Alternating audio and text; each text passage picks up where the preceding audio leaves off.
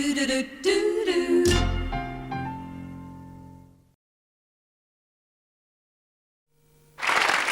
our next guest is a remarkable woman. I mentioned at the start of the show she survived drug addiction, prostitution and the Hell's Angels to rebuild her life. Please welcome a lady who is now a Pentecostal preacher, Miss Helen Ivicevich.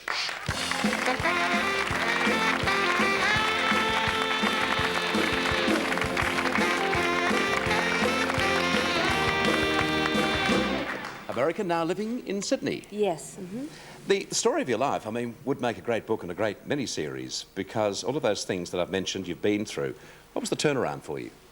My sister-in-law invited me to go to a church service. Originally, I wasn't interested in church because I'd been as a child and thought if you'd been once, you already knew everything there was to know. But she invited me to go along, and when I arrived, it was a Pentecostal service, and they were singing, and they were having a lot of fun, and they looked really happy.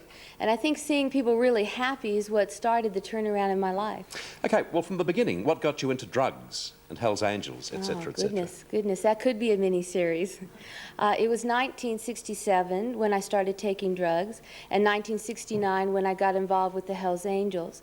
The United States of America was involved in the Vietnam War. Young people my age were going off overseas to fight, and many of them die, for a cause that they didn't have any deep belief in. So we were somewhat challenged as teenagers as to either go with establishment or anti-establishment. Some of my friends went to Berkeley University where there was rioting, and they went on with education to their own kind of rebellion.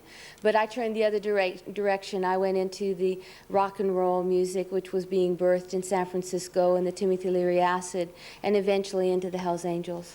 How did Hell's Angels and the people associated with Hell's Angels and the people who were part of your life in that era, how did they react to your turnaround? Really interesting, actually. Most of them that I rode with would probably either be in prison or no longer alive. So the Hell's Angels that I would meet today would be people who had never met me before. I met several Hell's Angels just a couple days ago here in Melbourne, and I haven't had a chance to really talk with them. I think if I had a chance to sit down, because they see that I'm portraying a very negative aspect of the lifestyle, but I have to remind them that they're not choir boys. You know, there is still things going on in that lifestyle that are not right. So I think we need to get together, and you have a gentleman that comes on the show pretty regularly. He's arranging a meeting for me to sit down and discuss some things with them, and I'm pretty excited about that. You've not met him yet? I've not met John. You'll like him. And he's also going to take me to meet with the Hell's Angels where we can sit down and talk, and I can explain that I use the background of the Hell's Angels as a tool. I want to help people, young people especially, to not get involved in the drug addiction or maybe the prostitution side of it ever. How long have you been here, Helen, in Australia? Back and forth for about 6 years. My parents were Australian. So, oh, right. Right. Where are they out of, in Australia? Perth. Or actually Baskerville, but if you blink, you've missed it. I'm going to ask you then, you would have had the experience of seeing quite a bit of the youth of Australia. Their problems, are they much the same as the problems of American youth? Very much so. Direction. I mean, they turn the news on today and they say it's 18% to buy a house. Well, I can't afford a house now. I'll never own a home.